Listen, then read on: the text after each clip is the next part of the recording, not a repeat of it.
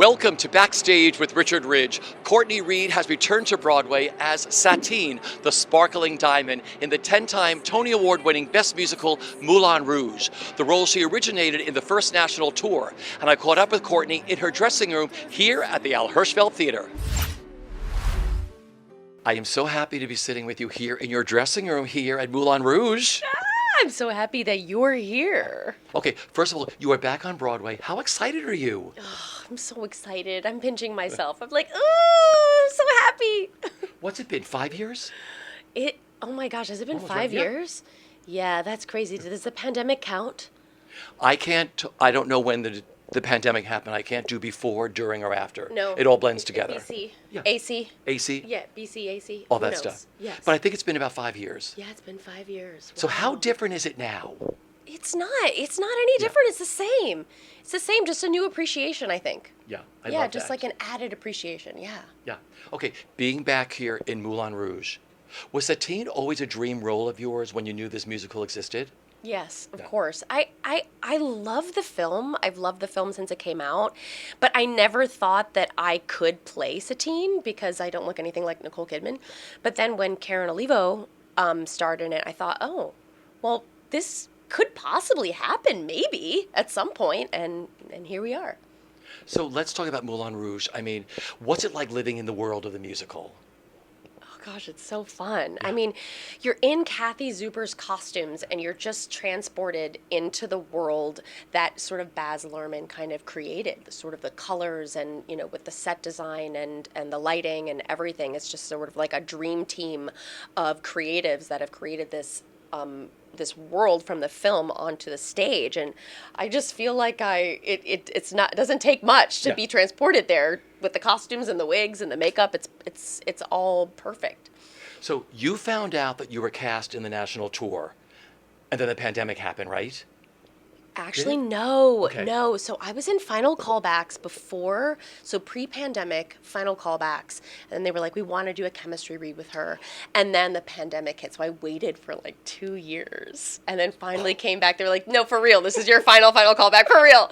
And I had really been dying to do a national tour. Yeah. And I was dying to do this tour specifically because it opened in Chicago and that's where I'm from. And it did 3 months in LA where I spent a couple years. And so it was just, you know, it was perfect. You love touring, don't you? I had never toured before, Yeah. but now I'm like, I mean, I'm getting old, so I don't know if I can do another tour, but that was like the perfect tour because it was, you know, it's full production and long sit downs in major cities. It was a dream tour for sure. I loved it. You know, I stayed at really nice Airbnbs and just like lived my best life. Because I talked to Richard Thomas, who loves to tour, and he's out in the Mockingbird tour now, and he had toured before.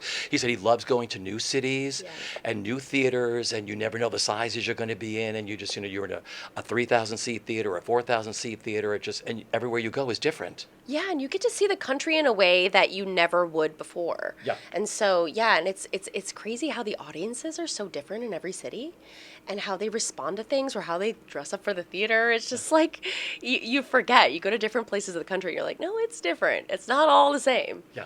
But how magical was it? Because everybody loves this show. I mean, first of all, people fly in from all around the world to see it here on Broadway. And now people fly all across the country to see it, and did when you were doing the tour. I mean, what was it like bringing this incredible musical to these cities that maybe, you know, couldn't get here to New York to see the show? Yeah, it's really thrilling because everyone has been dying to see the show. And, you know, it's like not everyone can come to New York. It costs a lot of money and it's an investment. And so we bring the show to them and they're always shocked at how the production value looks so epic, you know? Yeah. If they're like, oh, it's a touring show, so it's probably going to be a little rickety. And it sure isn't. It is almost exactly like the imagery that you see on the Broadway stage. Yeah, because I had many friends follow this show across the country and see it, and they said it looked just like it did on Broadway. It had the same excitement and everything else. The sets, the costumes, everything is the same. Everything's the same. Yeah. Okay, so you open in Chicago, your hometown. How magical was that? Oh, so magical. Yeah. There were so many people that had never been able to come to New York to see me in any of the shows that I did here. And so for them to see me in this particular role, I think, was extra special for me. And of course, my family came like 5 times. They got to come to the invited dress, and the opening night and the closing, and so it was extra special for sure. Well, let's talk about this role. I mean, what do you love the most about her? And talk about your Satine and how much of you is in Satine? Oh gosh, so much of it. Yeah. I think this role has been in, the elements of Satine has been in my wheelhouse for a really long time. I just haven't been able to sort of flex those muscles. I think for me, being able to play a true leading lady instead of sort of like a, the sidekick, ingenue that like doesn't have much airtime. This is a very, very highly demanding role, but I get to really have a full journey and an arc with this character, which I have never had before with any character that I've played on Broadway. So it just feels like a dream, and I just feel honored to be able to bring her to life, every night. She's so complex. She really is. Yeah. She has she's has this sparkling diamond persona, but then she has, because she has these walls from how difficult it was in her early years. And so she's very guarded, but then you see her sort of, when she meets Christian, have the softer side come out, and you see her dreamer side, and that's when you see the real Satine, and so she has her sparkling diamond in the Satine, and so that's kind of fun to play with, and she gets to be kind of fun and like hilarious in certain moments, and so I love it so much. It's such a blast. You get to sing some of the most incredible songs. Do you have a favorite or some favorites? Oh, I do have some favorites. Elephant Love Medley. Yeah. I think it's just the part of the show that I look forward to every night because the audience loves it, and it's just also so fun with Casey and any of the Christians that I've played. Played with on stage. It's just so fun. They're like really the back and forth and the flirting and the kind of running around. It's just like you feel like a little kid again. It's really fun. Well, let's talk about this Broadway company. You and Casey Cott went in together, right? Yeah. Talk about sharing the stage with him, and he's making his Broadway debut. I know. He's so much fun. He's a blast. Honestly, we have a lot of fun on stage and off, and he's the best. He brings so much joy and so much like doe-eyed, like kind of what you were saying, like this sort of like doe-eyed youthfulness, and he's very fun and very goofy and is just very lighthearted, and he makes like every show a total blast. We're always dying laughing. Yeah. Because I spoke to him a few weeks ago and I said, is it easier to go into a show when both the leads are going in together? And he said, you made it so much easier for him to go into this. Was it like that for you too? Oh, he said that. That's so nice. I think for me it was an easy transition because I had played the role for like a year and 4 months at that point. And so I had been able to discover her throughout that time. But I think what's so fun is that, the Satine and the Christian relationship, so much of it the show rides on that bond.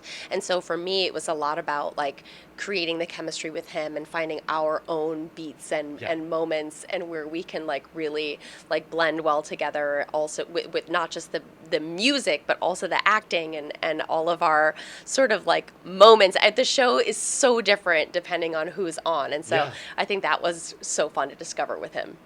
You have such an incredible cast here in New York. The cast is so wonderful because, I saw it last night again. This is like my 6th or 7th time seeing the show. So incredible. What's it like working with this company? Oh my gosh, they're all Broadway vets, It's like they're such pros, and you realize that, everyone is sort of at the top of their game, and a lot of them have lived in these roles for a really long time. And so it's really fun to play, and they discover new things with you too. So it's fresh and new, but also lived in. And so I think it's an honor to be amongst these vets. Yeah. You have an incredible director in Alex Timbers who adores you, because I've talked to him about you and I've read all the wonderful things he said about you. What was it like working with him? He's a dream. Oh no, he's going to ruin all direction from now on because he really is such a dream. He allows the space for you to discover all of these things in the moment in rehearsal, but guides you in such a beautiful, kind, heart forward way. And so, he's the GOAT. Yeah. He's the best. Because he lets you be your own Satine. Yes. Yeah. Yes. It's really, it's a total dream to work with him and for him to be in the room. You just feel so supported, and you feel like you can really trust in his direction. Yeah. Okay, so the first time you saw yourself all done up in the mirror with your wigs on, the beautiful costume, I don't know, what was the first costume you saw yourself all done up, like you saw yourself in the mirror and you're like, oh my gosh, I'm going to be Satine? It was the red costume. Yeah. It was the red one. Yeah. What do we call it? Big Red. It is like, it's just like kind of an iconic image now. Yeah. And so just, in my fitting, I probably shed a tear when people were, like behind the curtain when I was like getting out of my corset. I was like, I can't believe this is happening. Well, you waited a long time to find out if you were even going to have your final callback. I know. I waited forever. Oh my gosh. Okay, so this is another show where I've been looking back at some of the shows you've done, and I've realized you've been in the air before. You make your entrance as Satine on a swing, and of course you of course played Jasmine in Aladdin, and you were on a magic carpet. I mean, what's it like entering this show? Because no one knows. Maybe I'm giving too much away, but did you come down a swing? Am I giving too much away? No. Okay. No, wait, spoiler alert. Spoiler alert. Yeah, no. She makes an incredible entrance. It's really like maybe the most iconic entrance ever. I can't think of a better. Oh, well, Glinda makes a pretty good entrance, but this is just as fabulous. No, it really is. If not more. If not more. Yeah, totally. And there's like glitter and everything. Glitter. There's much more going on with yours. There's so much. Yeah, it's better. It's better. Yeah, it's the best. What's it like being up there? You're never afraid because you just enter so beautifully because you've done this before. Yeah. I've never been afraid. I'm kind of scared of heights a little bit, but I don't know, you're clicked in. They have gone through all of the safety measures, so I don't feel scared at all when I'm up there. But I know some people are not fans of it, but I'm like, let's do it. Like, bring me down, I love it. What do you hear when you're up there before you come down? What kind of murmuring in the house to the songs? What do you hear up there? Honestly, well, I hear the whole show, but I think it's actually kind of more fun. I can see people. And I like love to look down and just like watch them because they sing royals before that. And so I love to see them like getting into it. And sometimes they're like sitting and they have no idea what's happening. And then they announce that I'm going to come and come down. And then they're like, and then you can see them kind of like, yeah, this is so exciting. Where is she? Where, this is like such an epic build-up for her to come in. And so I like just kind of watching them, the audience. Well, it's an incredible entrance. So going back, we talked a little bit about Aladdin. How magical is it being a Disney princess? I mean, that's a big honor. It really is. It's the most epic. At the stage door, I hear a lot of people say, like, I saw you in Aladdin, and they love to bring up how young they were when they saw it. When they're like, I was in 4th grade. And I'm like, you could take that part out. I'm like, it was only yesterday. It was only yesterday. It was only 5 years ago. But yeah, they're like, I saw you way back when in Aladdin. I'm like, okay. But yeah, it's magical that sort of lives with you your whole life. I didn't realize that was going to happen. And so I feel so special. I get to be in this sort of Disney princess, like, Hall of Fame. And it's an honor. Yeah. I love it. No, it is, because there aren't many people who can say that I'm a Disney princess. No, there really aren't. Which is so cool. And now you're a sparkling diamond. I know. Oh my gosh, what else could I possibly be? We got to figure out your next role. I know, right? I think I'm just going to end here. End on a high. This is a big high to end on. I know. Yeah. What's the quickest change you do in this show? Oh, I think it's 30 seconds. Okay. Is it 30 seconds? I think it's 30 seconds. And I have to change boots, corset, gloves. I have to put on bracelets. What else is there? Yeah, it's a lot. There's a lot. I mean, almost every one of her changes is pretty quick. Yeah. So, and it's epic. And I have like a whole team of people. It's not just one person. It's not just one dresser. And you have your hair person and then like 2 wardrobe people. And sometimes you have somebody holding up a curtain. It's pretty crazy. It takes a village. Oh, it does, especially for a 30-second change. I know, right? Let's talk about the massive fan base of this show. Like I said, they fly in from everywhere to see this show. People can meet and greet at the stage door a little bit now. What's one of your favorite fan memories from this? Maybe from the road of Moulin Rouge and here in New York. favorite fan memory? Oh my gosh, favorite? Yeah. Oh, that's so tough. There's so many great memories. Because a lot of people, this is their first Broadway show. Like, I was there last night, and there were so many people who were like, oh my gosh, I've never seen a Broadway show, and it changed their life. They were taking pictures last night at intermission and at the end, and it's like, we all remember the first show we saw that changed everything for us. And Moulin Rouge is doing that for a lot of people. So I'm sure you met a lot of people at the stage door, maybe on the road in Chicago, your hometown. I know. Yeah? No, you're right. I Yeah. think it's really fun when you meet a couple that comes to see the show, and it's obviously the wife that is like, I'm dragging my husband to come see this show, and he's the one that is like more moved after the show because he just couldn't believe what he had seen.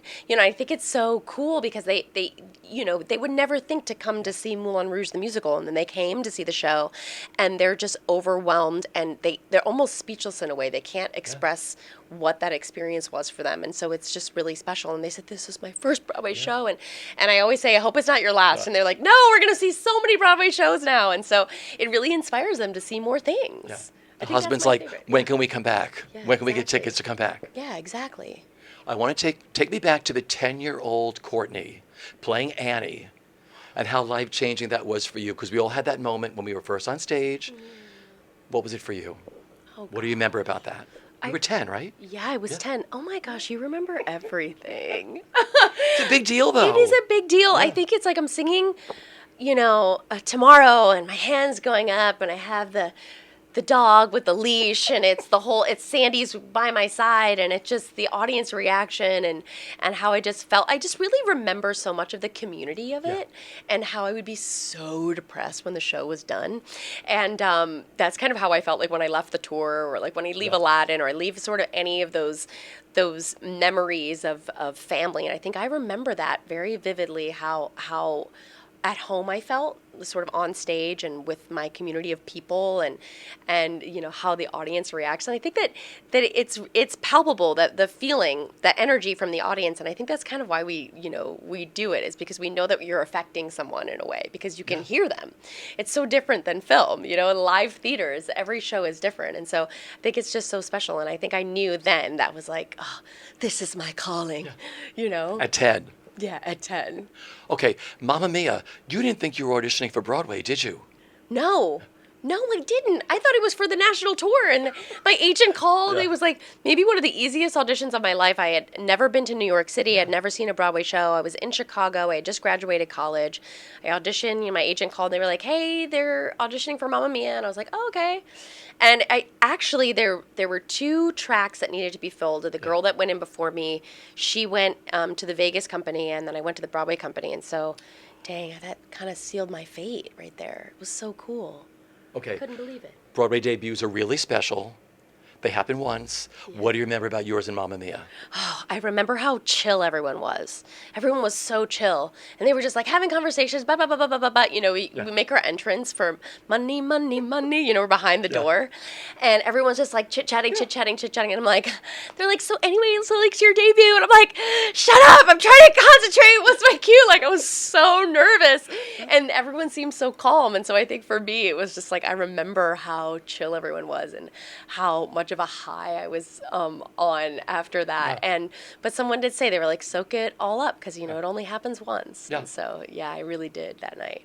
Okay, it's so funny that you said that, because I made my Broadway debut in the Prom during awards week. I did the newscast of it, opened the show. And the same thing, we're on stage, everybody is here. Beth Level, Brooks, they're all cracking up and doing all this stuff. And I have to listen to the dit. I had to watch the curtain go up. Yeah. And they're doing everything and playing around till the second that curtain goes up. And I was like, y'all got to stop. No, I know. And that's what I think is so funny. It's like, if you had these backstage cameras, people would be mind blown as to like, how you wait till last second to get on the stage if you know the show so well. You're just chit-chatting. Oh, we got to get their last conversation in. And then, boom, we're on stage. So, oh my gosh. I'm so glad you experienced that too with me. It was frightening. It was so scary. Why'd they do that to us? I was going to blow the show. I was like, I have to open this thing. I know. But it was magical. It was totally magical. Finally, what's made this so special for you with being back here and being back in this show? Oh gosh, the company. Yeah. You know, it's always the people. It's essentially kind of the same show, just in a different place, but it's the people and how well, how well you're treated, and I feel so welcomed. Yeah. And a part of the family from the very beginning, and I think it's also extra special because I get to experience this through the eyes of Casey, and it's his Yeah. Broadway debut, and he's experiencing all of these sort of firsts, and so it's like taking it's like taking your kid to Disneyland or something. It's like you watching them experience all these things for the first time, and so it's really fun. And this cast of Broadway vets and West End vets, all of them have welcomed me with open arms, and I just feel just so grateful. Yeah. And why you think this show is a worldwide phenomenon? Like I said, people fly in from everywhere to see this. Yeah. Why do you think, what is it about this show? It has every element of a sort of classical Broadway show that you could possibly, want to leave the theater feeling. It's not an old school musical though, because it's like new school too. So it's like old school and new school. I think it hits all audiences with brand new music, or like kind of some oldies too. You get like every musical icon, and then it's set in way back in the 1900s, early 1900s, and so it's pretty crazy how we're able to morph all the worlds, and then it's just nonstop action, production numbers, and massive set pieces, and the lighting is top notch, and the costumes are out of this world. It's just like everything you want in a Broadway show, and more. I know he keeps saying it's the final question. Finally, what's the last thing you do before they put you up there on the swing? The last thing I do, I usually sing along. I sing along to Royals, and then there's a camera that's off it's like a blue light camera because it's dark up there, and there's somebody behind the camera who's an extra safety person, and I don't know who they are really, but I always wave. I'm like, hey. And I used to do that when I was on tour. I used to wave to my two of my best friends who are the ones that take me down, and I would wave to them, and they do these fun things off stage and try to make me laugh while I was on the swing. So now I just wave to the imaginary person that's behind the camera. And they bring you down. Yeah. Listen, I've had the time of my life sitting with you here. Oh my gosh, I love you. I love Get you over here. too.